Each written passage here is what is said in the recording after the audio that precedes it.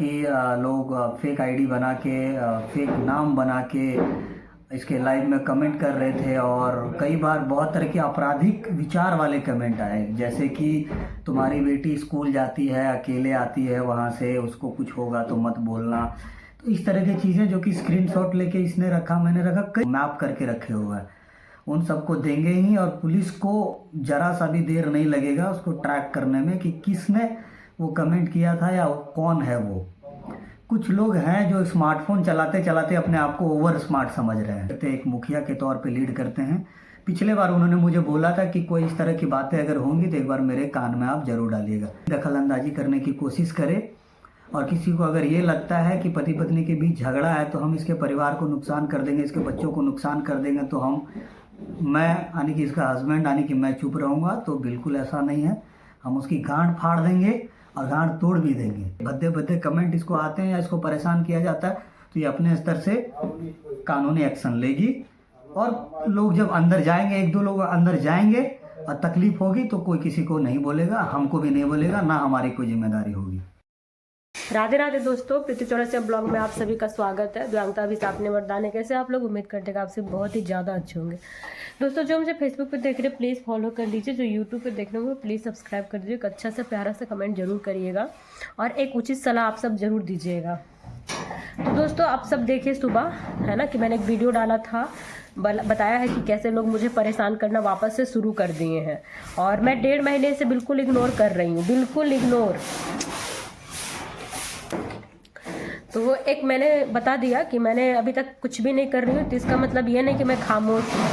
तो ये हमेशा मुझे इल्ज़ाम देता है कि मुझसे कहती नहीं है, मुझसे बिना कहे ऐसे करती है, वैसे करती है। और बाकी लोगों का भी ऐसा कहना है, बाकी लोग भी कहते हैं कि एक बार मेरे पास आए रहते, अगर कुछ ऐसा परेशानी लोग करते हैं तो मेरे पास आइए, ऐसा करके। तो अभी जो मैं एक्शन लेने का सोची हूँ तो छोटी मोटी एक्शन तो है नहीं, क्योंकि मैं लूँगी एक्शन तो वापस तो फिर पीछे मुड़ के मैं देखूंगी नहीं। जैसे वीडियो बन जाता है तो लोग कहते हैं वीडियो डिलीट करो, फिर उसके लिए कुत्तापन दिखाना शुरू कर देते हैं, ऐसे करो वैसे करो हर एक तरह से। तो मैं अगर एक्शन ले लूँगी तो फिर मैं कोई कॉम्प्रोमाइज़ नहीं करूँगी। इसीलिए एक बार मैंने इससे भी कहा कि जाओ तुम हो, लोगों को दिखाते हो, मैं क्यों अपने पे इल्ज़ाम लूँगी कि मैंने कहा नहीं, मैंने ये नहीं। मैं कहती हूँ, मैं क्यों नहीं कहूँगी, मैं सबको कहूँगी। और बाकी मुझे जो करना है, मुझे जो समझ में आएगा वो तो मैं करूँगी, चाहे गालियाँ बकनी हो, चाहे एक्शन लेनी हो, मैं जो इस हाल में कर सकती हूँ मैं करूँगी। हम सब इस देश के वासी हैं और हमारा हक है, अधिकार है अपनी चीज़ों को शो करने का, हम कैसे भी कर सकते हैं। तो मैं तो पीछे रहूंगी नहीं। तो मैंने इसे भेजा था कि अपने हैंड से तुम भी कर लो, तुम्हें फिर बाद में बोलने का मौका नहीं दूंगी ना कि तुमने बोला नहीं था, क्योंकि बातें तो बढ़ती है, आप सबको पता है, फिर बहुत ज़्यादा बढ़ जाती है।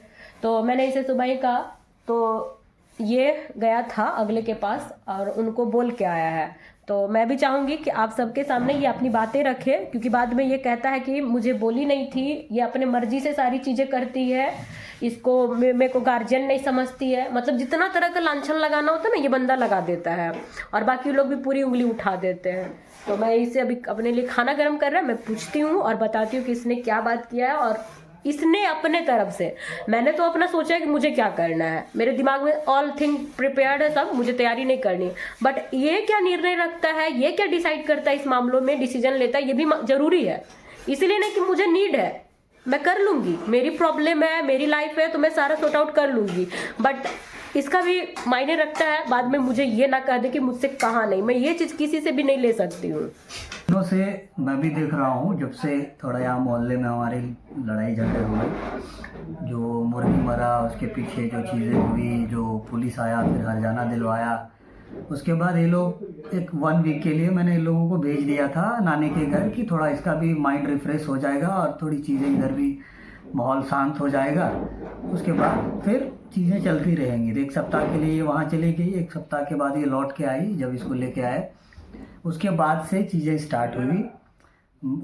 कई बार मैंने भी लाइव में देखा कि लोग फेक आईडी बना के फेक नाम बना के इसके लाइव में कमेंट कर रहे थे और कई बार बहुत तरह के आपराधिक विचार वाले कमेंट आए, जैसे कि तुम्हारी बेटी स्कूल जाती है, अकेले आती है वहाँ से, उसको कुछ होगा तो मत बोलना। तो इस तरह की चीज़ें जो कि स्क्रीनशॉट लेके इसने रखा, मैंने रखा, कई सारे लोगों ने स्क्रीनशॉट लेके रखा जो भी उस लाइव में थे। उसके बाद इसको वल्गर कमेंट करना, कि तुम मेरे घर पे आ जाओ तो तुम्हारी स्कूटी में तेल भरवा देंगे, या फिर तुम यहाँ से गाड़ी अपना हटा लो, तुम ऐसे हो, तुम वैसे हो। बहुत सारी चीज़ें थी, कुछ चीज़ें थी कि जिसको आदमी थोड़ा एडजस्ट कर सकता है, इग्नोर कर सकता है, लेकिन बहुत कई ऐसे सारे कमेंट थे जिसको तो इग्नोर बिल्कुल नहीं किया जा सकता। और उस तरह के वो वैसे कमेंट थे जो कि एक अपराध को जन्म देते हैं, एक आपराधिक मानसिकता को दर्शाते हैं। तो मैं बीच में अब तक इस लड़ाई में पड़ा नहीं था, क्योंकि मुझे लग रहा था कि शायद मेरी आवश्यकता नहीं है। लेकिन मैंने बाकियों को भी बोला था कि अगर कोई अपने हद से अधिक अगर जाएगा तो मैं बीच में ज़रूर पढ़ूंगा। और मेरे बच्चों का सवाल है, मेरे परिवार का सवाल है, तो मैं उसको छोड़ूंगा नहीं। मेरे बच्चे के ऊपर कमेंट किया, बच्चे को लेके किया, तो वो तो उसको किसी भी तरह का कुछ भी खरोच आ गया तो हम तो बहुत सारे लोगों को मैप करके रखे हुए हैं, उन सबको देंगे ही। और पुलिस को ज़रा सा भी देर नहीं लगेगा उसको ट्रैक करने में कि किसने वो कमेंट किया था या कौन है वो। कुछ लोग हैं जो स्मार्टफोन चलाते चलाते अपने आप को ओवर स्मार्ट समझ रहे हैं। उनको लगता है कि हम फेक आईडी बना के कमेंट कर देंगे या फिर हम कमेंट डिलीट कर देंगे तो हम बच जाएंगे। तो उन सबको एक क्लियर मैं मैसेज देना चाहता हूँ कि सुन लो बे चूतियों, दिमाग में अगर यहाँ पे जगह नहीं होगी, अगर खाली होगी, तो आज ये दिमाग में भर लेना कि आज के डिजिटल दौर में कुछ भी छुपा हुआ या कुछ भी पर्सनल नहीं है। हम अगर कोई दो लोग व्हाट्सएप पे बात कर रहे हैं ना, वो भी पर्सनल नहीं है, वो भी जो है वो रिकॉर्डेड है और कहीं ना कहीं चीज़ें रिकॉर्ड हो रही है और कोई ना कोई उसको देख रहा है। और जब ज़रूरत पड़ेगी ना तो सारे डेटा खंगाल लिया जाता है। इवन आप कोई अपने फ़ोन से फ़ोटो खींचते हैं, उसको डिलीट कर देते हैं, आपको लगता है कि आपने डिलीट कर दिया, बिल्कुल नहीं। वो भी बैकएंड में एक स्टोरेज में वो डेटा स्टोर होके कंपनी के क्लाउड पे रहता है। तो वो मैं बहुत सारे लोगों को ये बात नहीं पता होगी। तो जो कमेंट करते हैं और फिर बाद में डिलीट कर देते हैं, उनको लगता है कि अब हम बच जाएंगे, उनको मैं बता देता हूँ तुम डिलीट वहाँ से कर देते हो, तुमको वो दिखता है कि डिलीटेड है, लेकिन वो सर्वर में वो मैसेज जो है वो इनक्रिप्टेड रहता है, वो डिलीट वहाँ से नहीं होता है। तो पुलिस जिस दिन तहकीकात करने लगेगी ना, बम्बू डालेगी ना, उस दिन सब कुछ निकल के सामने आ जाएगा कि तुम कौन हो, क्या हो, और किस नाम से आईडी बना के कौन हो एक्चुअली में। और आईपी एड्रेस से सारी चीज़ें ट्रेस हो जाती हैं। कुछ कानूनी चीज़ें मैं उन लोगों के लिए बता देना चाहता हूँ। अगर आप किसी को सोशल मीडिया पे ट्रोल करते हो, गंदे गंदे कमेंट करते हो, मानसिक उत्पीड़न करते हो कमेंट के माध्यम से, कुछ वैसे अपने बातों के माध्यम से, तो किस किस तरह की धाराएं लगती हैं उनको मैं बता देता हूँ। 354D के तहत साइबर उत्पीड़न पे कार्रवाई की जा सकती है। अगर कोई व्यक्ति धमकी देता है तो धारा 506 के तहत कार्रवाई हो सकती है। और सज़ा कितनी होगी वो भी मैं बता देता हूँ। कम से कम 2 साल की उसको कानूनी सज़ा होगी और उसको जुर्माना अलग से लिया जा सकता है कोर्ट के द्वारा। हैकिंग या पहचान चोरी पर साइबर अपराध कानून की धारा 66 के तहत कार्रवाई की जा सकती है।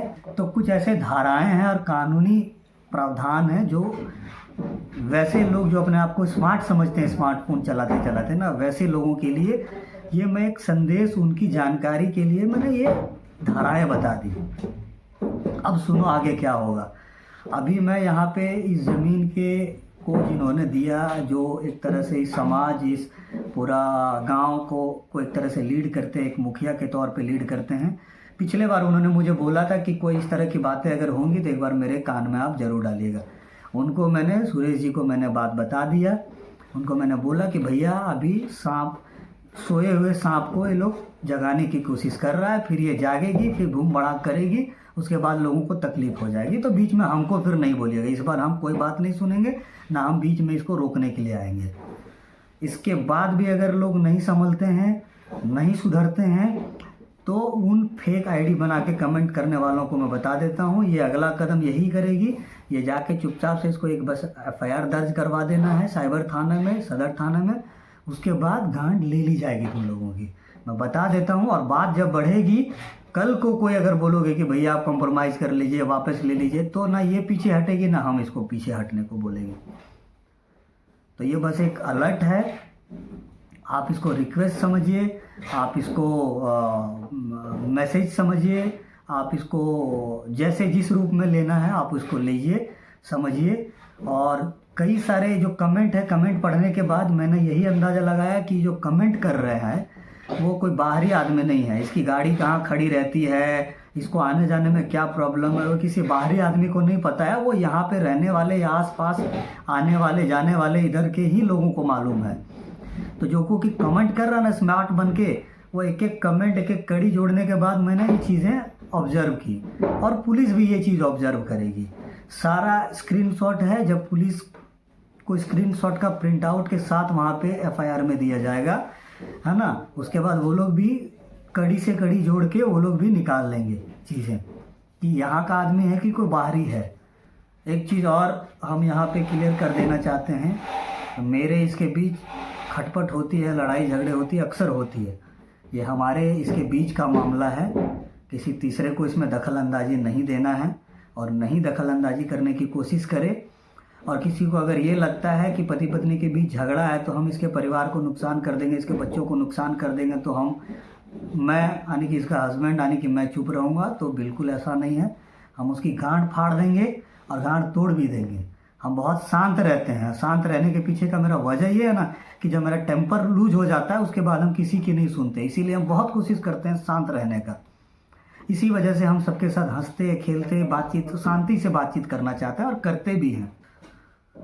उस दिन लास्ट लड़ाई के टाइम में जो बात हुई थी कि भाई अगले ने भी बोला, सबने बोला, पुलिस ने भी ये बात बोला कि कोई इनसे मतलब नहीं रखेंगे, ये भी किन्हीं से मतलब नहीं रखेगी।